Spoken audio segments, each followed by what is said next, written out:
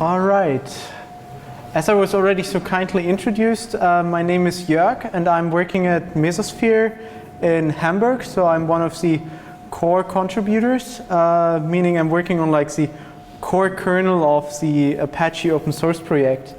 And I would like to talk a little bit about Apache Mesos, a little bit about how Apache Mesos, what is the connections to Flink, as we're here on the Flink meetup.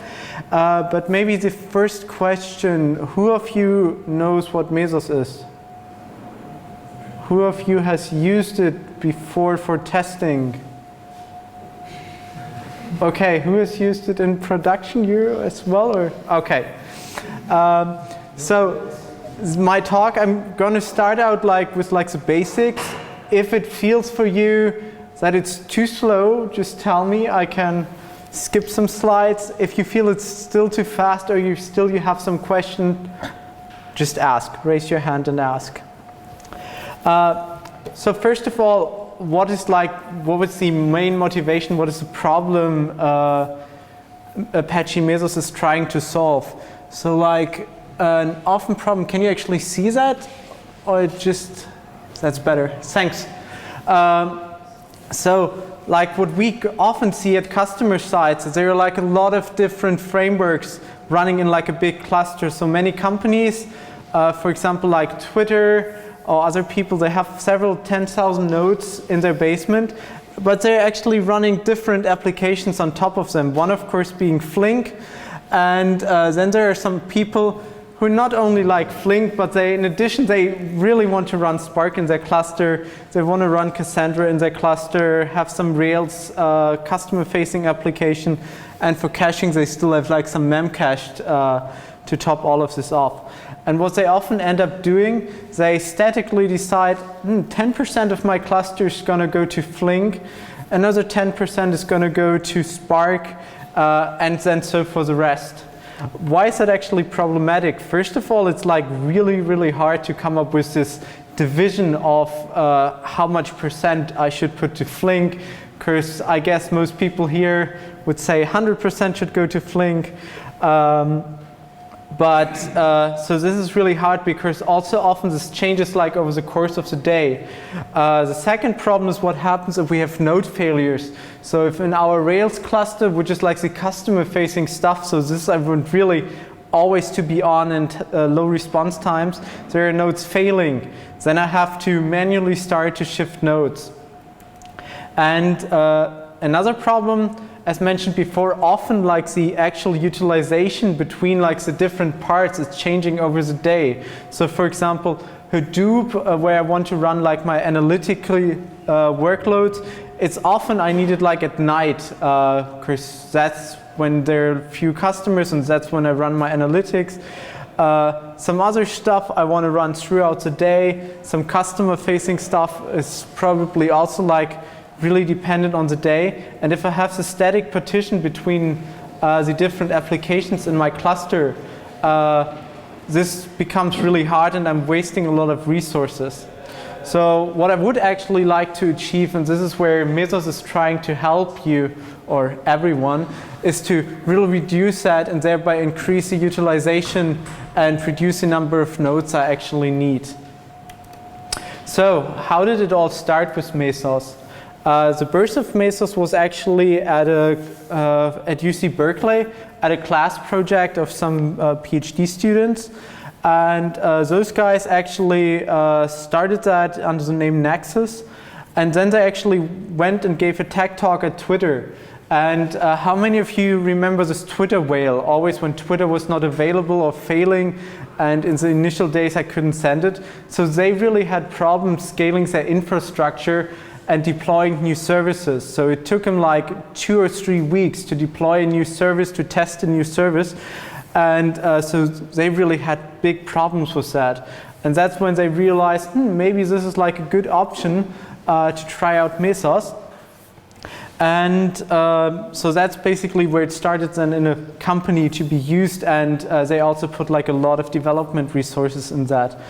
And actually already then at the end of the year, it made it into the Apache incubator. And from there on, it actually graduated slightly 1.5 years later, a little less. Yeah, what is like the main idea of Mesos? Like from a technology point, it's that I want to share my cluster between different processing frameworks. I don't want to say I have my Hadoop cluster, I have my cluster for MPI workload, one for Spark, one for Flink, and so on. But I just want to share my cluster between all those different frameworks and workloads. So for many companies, for example, in the finance sector, it's also like microservices or containerized workloads they want to run there, and they just want to run it on a server. They don't care about particular machines. They just want to say, I want that to run in my cluster on so many CPU resources, and I don't care whether it's machine 1 or machine 2. And like the overall vision and the overall analogy we often use is like the data center needs an operating system. So we often compare Mesos as like an operating system for a data center. And going back to like what a normal operating system does or what it provides like resource management that I don't care on which core currently Chrome is running on in my laptop. And also the guy programming Chrome doesn't have to program against a specific like core, so we have abstraction. And then of course also like security, monitoring, debugging, logging, and so on, other tools. And this is like where the vision is, where Mesos wants to go in the distant future. Yeah, and actually the experiment at Twitter, it was like really successful. And like what Google internally has, so Google is like the only other big product, the other big cluster manager is Borg at Google. And some former engineers at Twitter realized that this could actually really help them solve this problem of the Twitter whale. And so it's still running the entire Twitter infrastructure as of right now. So it seems to have been pretty successful there. And how is it being so successful? So what it actually does, it abstracts away from the actual task and machine. So it negotiates resources between like different frameworks. We're going to see that in more detail in a second. And then the actual workload. So it's basically like an abstraction layer over the machines in your cluster, which makes it easy to program against your cluster. And yeah, after being so successful there are nowadays like a lot of companies using it. So for example, how many of you have an iPhone? How many of you use Siri? You're all Mesos users, for example, because like the entire Siri infrastructure is also based on Mesos, because it's also like really needs to scale up and scale down. So been pretty successful also as an open source project. I don't have the same statistics as you. If I'd known you would show statistics, I would have prepared a similar slide. But we really, over the last 2 years, we had such an increasing number of committers and contributors, which was pretty impressive. Let's see what the hype is about, how it works. As mentioned before, Mesos is basically like the layer in between the slaves. They are now called agents for political correctness, which are like the actual worker nodes in your cluster. And then the application, which we call either like framework or scheduler. All right, where did we stop? Yeah, basically Mesos is like the layer in between the actual cluster nodes, like down here, and then the application, which I said was called like either the scheduler, which is the stuff in the framework actually scheduling stuff, or framework.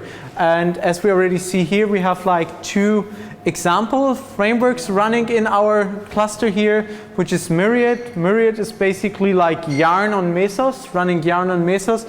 And Marathon. Marathon is like a standard framework for like long-running services. So for example, if a company says, I always want 10 web servers running in my cluster, I always need 10 database instances running, then Marathon is basically the framework taking care that there are always this number of instances running for like eternity or close to eternity.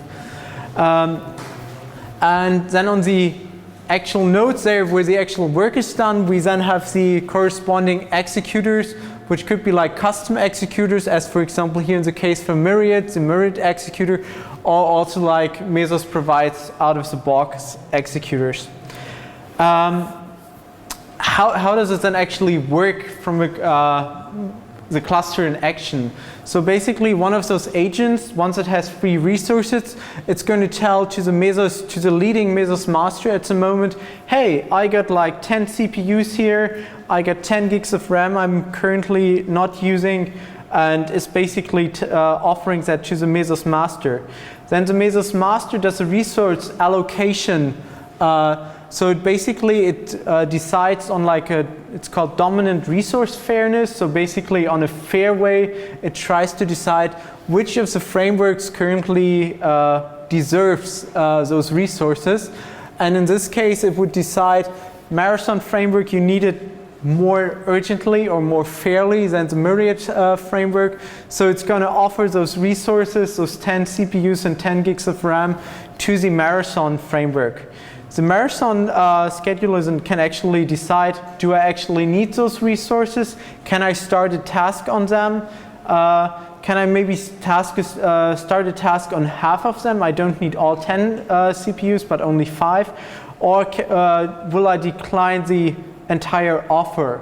So it basically, this is two-level scheduling that first of all, on the Mesos layer, it's the scheduling between different frameworks. And then it's the second layer of scheduling is inside the scheduler itself, which basically can decide, can I use those resources? And if I can use them, for which kind of task do I want to use them? So in this case, Marathon would decide, hey, I can use those resources, and it's basically telling Mesos master, I'm going to use 10 CPUs, and I want to start this task with like a task description on it. Mesos master is going to forward that to the actual agent, and then it's actually started in the executor, the task, which is then using those resources. If an agent fails, if a task fails, so for example VM, OOM or something, this is going to be reported back to the Mesos master, and the Mesos master will also report that back to the actual framework. As mentioned before, we have this two-layer approach of scheduling, and this enables some pretty nice features. So for example, if there's a decision whether to run Yarn, because you're like mostly in the Hadoop world and you only run your big data world, or Mesos, which also enables other workloads such as like microservices, Dockerized containers. It's not like an either-or decision, because you can actually run Yarn on Mesos. You can run also, like for the people using Kubernetes, you can run Kubernetes on Mesos.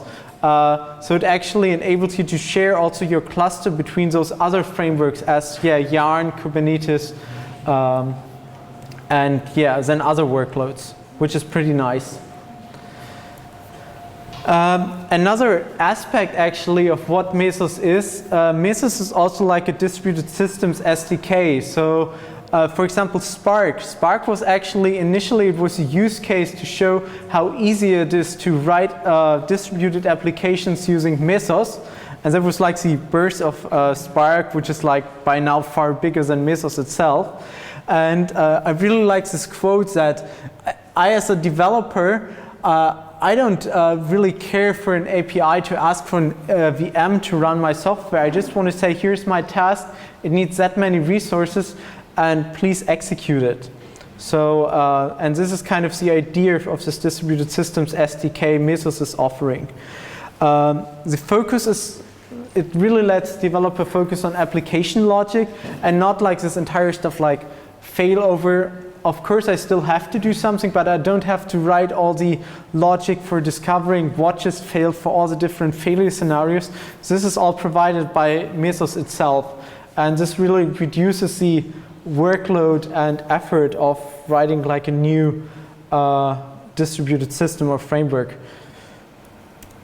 And for writing your first framework, there's mostly like one part if you want to be fancy, there are two parts. So the first part is like the scheduler part, which we've seen on the upper picture before. And this is like the scheduler interface you have to implement. And there are like two main parts of it. First of all is the question how to utilize resources. As this mentioned before, you're going to get resource offers, and you have to decide what to do with those resource offers, whether to start a task on them, whether to decline them. So this is the first part. And the second part is then how to deal with those task events or task status updates. So task status update could be task failed because the node is maybe gone, there was a network partition. It could be task finished because it's just done processing. It can be task running because it's successfully started. So that's basically, a scheduler also has to keep track on how to deal with those update events. The second part, which is like the executor, which was on the lower part running on the actual worker nodes, is the executor interface. As Mesos already comes with pre-provided executors, so for example, you can simply just run any like command which is executable on the server using the command executor. Also for Docker, there's an inbuilt executor, so it's really easy to just start Docker containers, or soon like general app-c containers if you want to be more general. But if you still want to implement your own executor, the goal here is that you have to take care of like task lifecycle. So in the case, for example, for Docker, the Docker executor, it first pulls the image, it makes sure that it can successfully start the Docker image and so on. And then also for monitoring that everything is running successful and providing then task status updates to the scheduler. So the scheduler interface, some calls, but like the two most important ones you would have to implement are in bold. I hope that's visible. And that's basically like the resource offer, where you just get like a list of resources, resource offers, and then the task status updates. So it's actually quite simple to start your own framework. Later on, if you want to like cover all different failure scenarios, which we also talked today about at the Flink office, it becomes a little more complex because it's distributed systems, so there are a lot of different failure scenarios. But it's really, compared to writing your own distributed systems, which during my PhD I did too much, it's really, really simple and really easy. We as Mesosphere as a company, so we are really contributing a lot to the open source project, and we have like the called DCOS, so the data center operating system around Mesos. So being from Mesosphere, I have to spend some slides on that. As mentioned, this is like the overall vision for this operating system. So Mesos being like the kernel starting the actual task, and then around different services. So for example, Marathon, for like the long-running services, we often compare it to like an init system in a traditional operating system, because it's responsible for starting also like essential services and just make sure that they're always running. There's also like an equivalent to cron. It's called Kronos, a distributed cron system, which is also if you need to run like your analytical jobs, you want to start them every day at like 10 or so, Kronos is your friend. There's also like a DNS system for service discovery, because like finding your task, as said before, you as a developer, you don't want to care about individual machines. You just want to start your task anywhere in your cluster. But later on, if another application actually has to talk to that app somewhere running in your cluster, it has to figure out where it's actually at, where it's located. And there's then, we need service discovery, and there we have like the Mesos DNS. Other people are using Consul for that, which is similar to Mesos DNS, which basically gives you either like normal DNS records, just telling you on which host it's running, or like service records, where it's giving you like the service location, which is like a host, and the port pair. Of course, ports are also a resource in Mesos.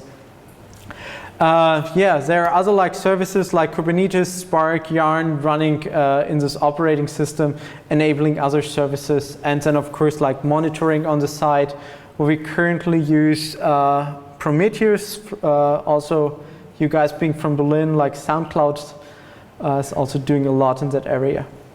And yeah, being like a normal operating system, we have like a CLI and a nice UI on top.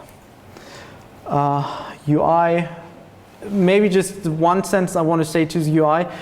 It's really like focused, it's not focused on nodes, it's just focused on like the overall system. Do I have enough resources to run my applications? Because I, as being an administrator at night, I don't care whether a node failed. I only care whether it becomes critical that my services are running in my cluster. One other nice thing about the DCOS, actually most of that is open source as well, so you can also use it like without DCOS, is the like, I call it App Store for the cluster. So if you ever installed like HDFS in your cluster in different versions, Kubernetes, especially like pre 1.0 release, it was really a nightmare to install. This is really nice because it allows you like a one command line install. You can just say like DCOS package install Spark, provide some additional parameters or configurations, and it's going to install you Spark in your cluster or HDFS in your cluster or any other services which might be there, which is like, especially if you want to test different distributed databases, it's really quick. Like before it took an afternoon, and now you can do it in like an hour. All right, done with DCOS, and coming over to Dan. We have different personas at Mesosphere, all of course being astronauts, and Dan is our data center operator. So he runs like a big data center, not being Facebook, not being Google, but still having like 5,000 plus nodes in the basement. And what does it take to make Dan happy? So what are his problems, maybe still even when using Mesos? First of all, Dan really likes containers, because containers make it easy to deploy application in his cluster. He doesn't have to care about like dependencies like the right Java version. It's all in the container, and he can just say, hey, I can run this container in my from the development cluster over to the production system. But yeah, I really like the idea of Docker enabling this, and what I believe Docker has done really well is just enabling us to do that on like a laptop. I can easily just run like the Docker tutorial on my laptop and have the first Docker container running within like 10-15 minutes. But as soon as I really come to scale, as like with this ship, where I really want to run several thousand Docker containers in production, this becomes kind of difficult because if you ever try to start too many Docker containers at once, the Docker daemon easily freezes.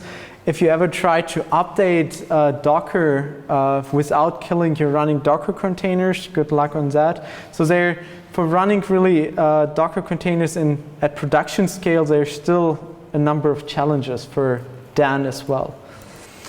Yeah, as said before, another nice thing about containers is not only that they encapsulate all dependencies, but they also provide pretty good isolation.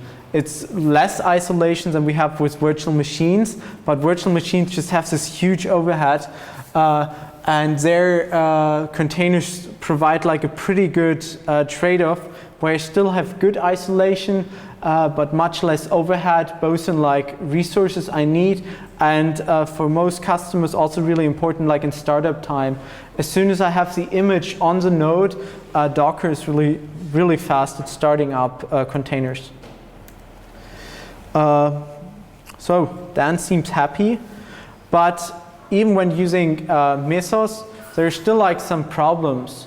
So containers, they really help us for isolating tasks, but often it's not a single container. Containers have to talk to each other, or the applications inside containers have to talk to each other. And currently, the standard model in Mesos is that there's one IP per agent. So actually, all of those containers, they just get different ports, which is pretty bad. Of course, if I have two web services which both want to use port 80, I have a problem. Also from a security standpoint, if I have a production service and a test service or customer-facing service where they can just try out stuff running on the same agent, this is also not too nice because there's no isolation between them, or not too strong isolation between them.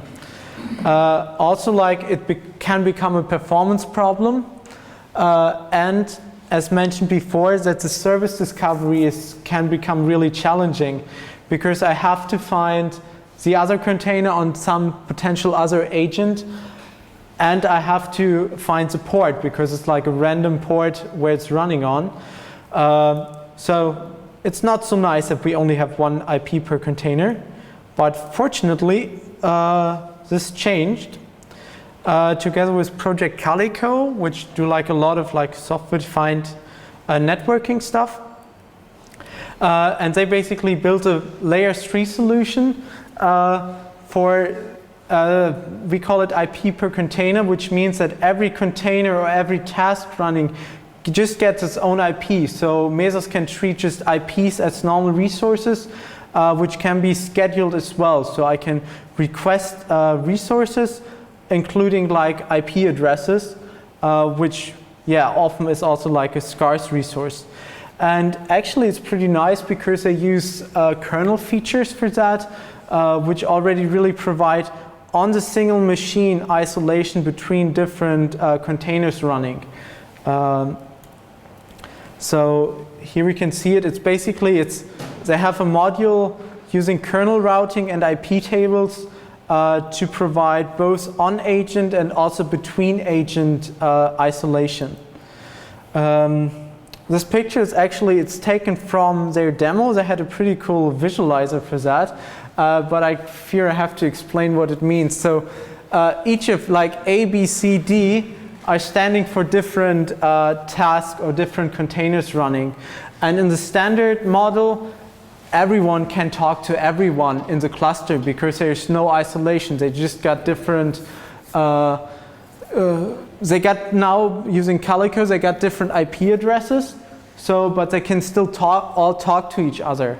But now this network isolation, because Calico enables like in general software-defined networking, we can also have much better security because we can actually say, hey, only A and B can talk to each other, or only like D and C can talk to each other, but like the others, like potential routes we see there or potential communication channels, they're actually not allowed anymore, which is a pretty nice feature in my opinion. And it solves a lot of problems for also writing frameworks because you don't have to care about this port resource anymore, which also led to some scalability problems earlier in the way we handle the ports ranges, but that's a different story. Another problem for Dan, or another like advanced Mesos topic, is the persistency. So Mesos originally, like at Twitter, it was mostly like stateless services. They didn't care if it stopped. They just spawned like a new task. And it's still challenging, but compared to like persistent frameworks, it's pretty easy. Because with persistent frameworks, I have some state, and I probably want to use that state again, even though a node fails or a node dies. And so, for example, like typical problems happening, imagine you have a persistent framework, for example, like Coobite. It's a startup doing a distributed file system, also here in Berlin. And they are now running on a node, and they're running their task, writing some persistent state to disk. They're using like an SSD or so, and now that task dies. Task dies in the sense, it doesn't necessarily mean that there was a failure or anything. Task dies could just be, I'm upgrading my cluster, and therefore for like 1 minute I have to take the node down, but after that it's going to start again. And problem number 1, as we've seen before, Mesos is offering those resources, and now I started the node again, but this disk space where Kurobyte has written their stuff, they're not sure to whom it's going to be reoffered. It might be reoffered to a totally different framework again. Or I might not get any CPU resources on that box where I want to restart my task actually. So there we have like a nice new feature. It's called dynamic reservation. And basically a framework can say the first time it gets offered the resources, I want to claim that resource. I want to reserve it. And that basically means that until it's released, anywhere in the future, whatever happens, if the node goes down, if it comes back up, if just the task dies, those resources, they are not going to be offered to any other framework, but just to this one framework who reserves those resources. More precisely the role, but often it's a role per framework. Second problem is if we're talking about persistent state. Per default, the disk space you get and the space you write to in Mesos, it's a sandbox which is being cleared and garbage collected after the task is gone. So even though I might get those resources reoffered, they might be already garbage collected. And so in order to avoid this, we have the second part, counterpart, which is called persistent volumes, where I can basically say, I want a persistent volumes. It's still local to the node, but it's going to be a persistent over all restarts and all garbage collection cycles. The second nice feature, it's especially together with EMC, it's called external volumes. As said, those persistent volumes, they were still like local to a node, but often I have some external storage, which might be like, for example, Scale.io from EMC, or some EBS-based storage on EC2 and NFS-based system, and I want to integrate that into Mesos and use it from particular tasks. Currently, and yeah, they are not tied to like a particular agent, and this is currently a problem with Mesos. We are working on those external resources, we call them, but currently it's really hard to have resources which are not tied to a particular slave, because you have to do a lot more accounting, a lot more different failure scenarios.